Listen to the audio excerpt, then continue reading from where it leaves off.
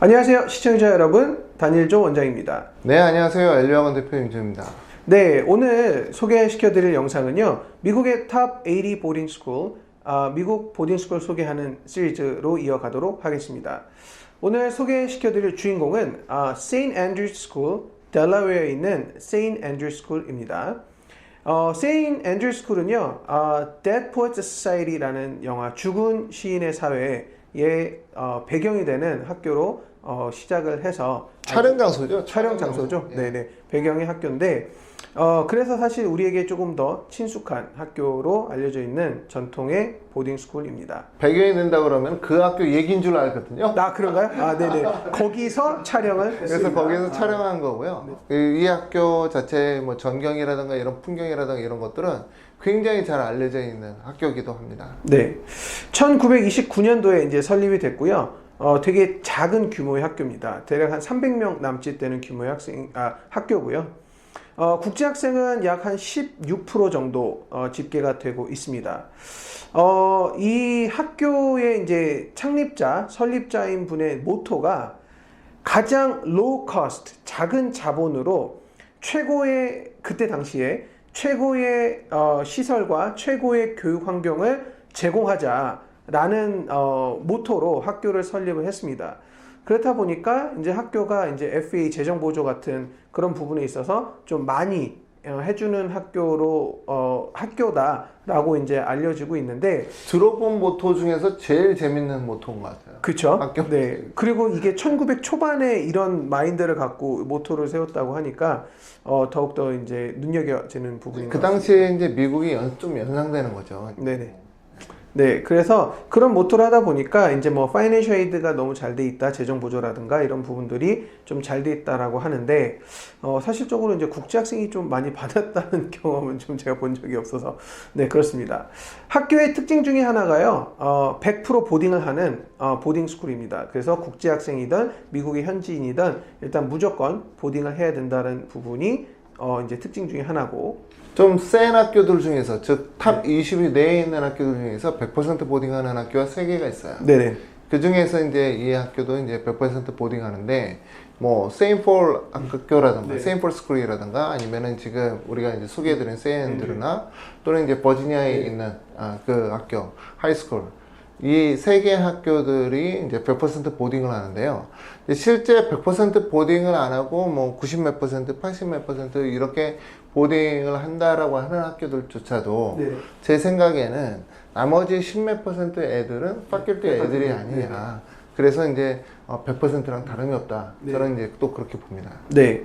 그리고 이제 총 시니어, 그러니까 12학년 학생의 96% 이상이 세 과목 이상의 컬리지 레벨의 어드밴스 스터디를 할 정도로 되게 아카데믹하다고 하는데, 집계가 된 거는 이제 시니어가 72명입니다. 그 중에 69명이 이 세 과목 이상의 이제 어드밴스 스터디를 하고 있을 정도로 학교 자체가 되게 아카데믹하면서, 또 이 학교의 이제 철학 중에, 교육 철학 중에 하나가 Everything happens in the class. 그래서 학교 교실 내에서 뭐든 간에 다 해결을 해야 된다라는 모토로 되어 있어서, 학교가 이제 학생 중심의 토론 수업과 또 선생님이 그 토론 수업을 이끌어가고, 또 이런 선생님과 학생들, 그리고 학생과 학생들끼리의 이런 커뮤니케이션이라든가 디베이팅이라든가 서로 이런 교류들이 너무너무 잘 되어 있는 학교다라고 말씀드릴 수 있을 것 같습니다.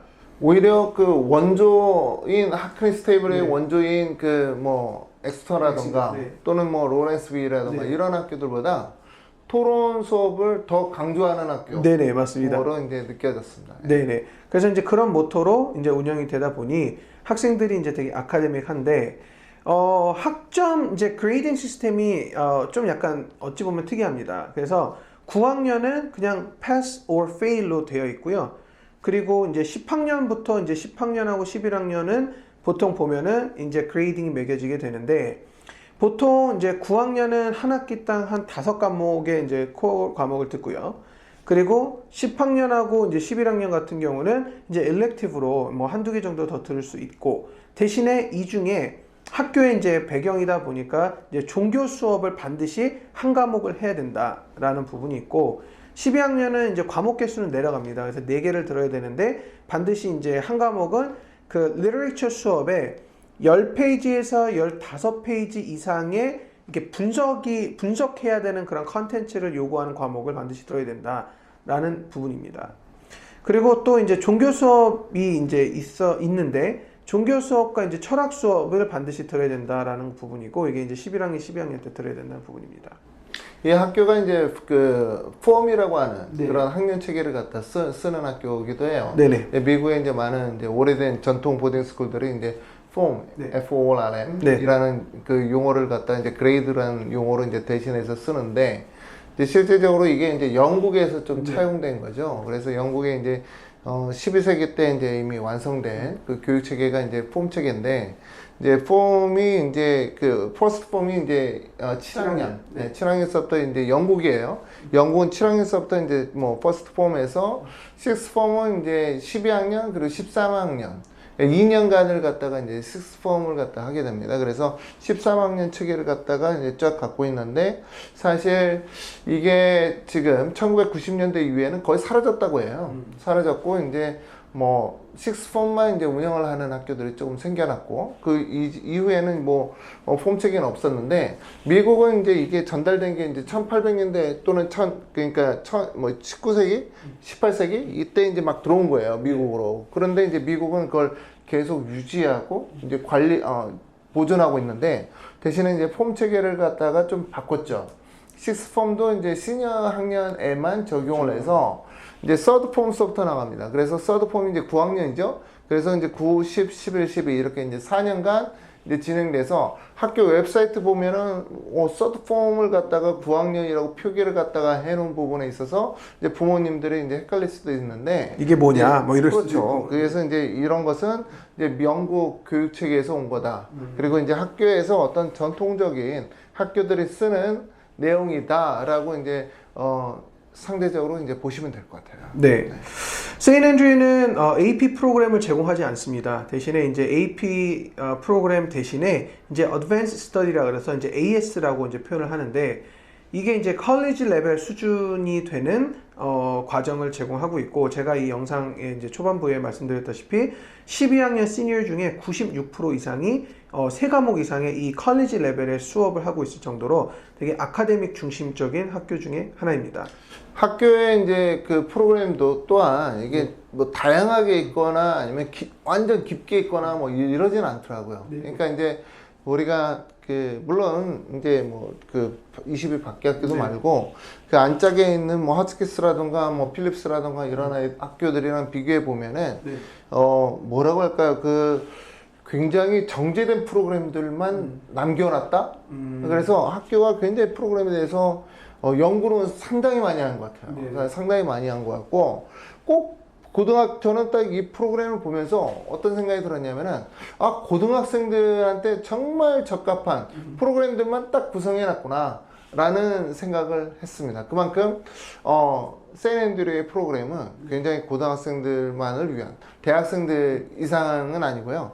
네. 고등학생들만을 위한 그리고 이제 다니엘 조가 얘기한 그런 마지막 꽃이라고 할 수 있는 그런 대학교 수준의 네. 그런 과정들은 12학년 때 이제 보통 학생들이 이제 수강하는 걸로 네. 알고 있습니다. 네.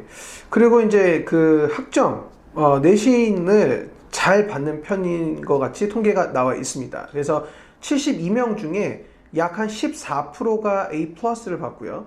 그 다음에 28%가 A를 받고 26%가 A 플러스. 이거를 다 더하면 A 시리즈를 받는 학생이 무려 72명 중에 68% 이상이 A를 받고 있습니다. 그래서 이걸 4.0 스케일로도 이제 나와 있는 환산표가 있는데 대부분 학생들이 3.7 이상을 다 받는다고 보시면 됩니다. 그렇기 때문에 이제 내신을 잘 딸 수 있는 학교 중에 하나다라고 말씀드리고 싶습니다. 그래서 대학은 잘 가나 보네요. 대학을 보면은 일단 이 학교도 이제 그 멀티큘레이션 리스트로 이제 지난 4년치가 나와 있는데 아이비 진학률을 제가 역산을 해보니 약 한 10% 정도 됐습니다. 예, 그렇기 때문에 이제 지난 4년간 아이비 진학률이 한 10% 정도 됐고 이제 그 외에 이제 명문 대학들도 아이비가 아니지만 뭐 스탠포드라든가 MIT라든가 이런 명수를 이제 역산을 해보니까 스탠포드도 매년 1명 정도는 이제 진학을 한 통계가 나오고요. MIT는 이제 2년에 1명 정도 간 통계가 나옵니다. 그렇기 때문에 뭐 대학 진학률도 뭐 학교 이제 그 커리큘럼 말씀하신 대로 이제 고등학생들에게 적합한 커리큘럼 그리고 학교에 대한 이런 모토, 교육 철학 이런 부분을 봤을 때 나쁘지 않다라고 말씀드리고 싶어요. 제가 왜 그런 말씀 드리냐면은 학교의 학생들이 ACT 평균이나 SAT 평균이 그렇게 높지가 않아요. 네네. SAT 평균이 1334 정도 나오고 네네. ACT 평균이 27.8 그래서 28이 안 넘어요. 네네. 그래서 학생들이 이거 되게 테스트 점수가 나빠서 대학교도 별 별로 없이 가겠구나 라고 저는 생각을 했는데 이제 다니엘 조 원장이 얘기한 것처럼 네네. 이 학교가 GPA를 그냥 빵빵하게 밀어주니까 네네. 그나마 이런 학생들이 대학은 또 잘 가는 네. 그런 내용으로 이제 인식하시면 되고요. 네. 예. 그래서 역시 대학 진학의 꽃은 GPA입니다. 네.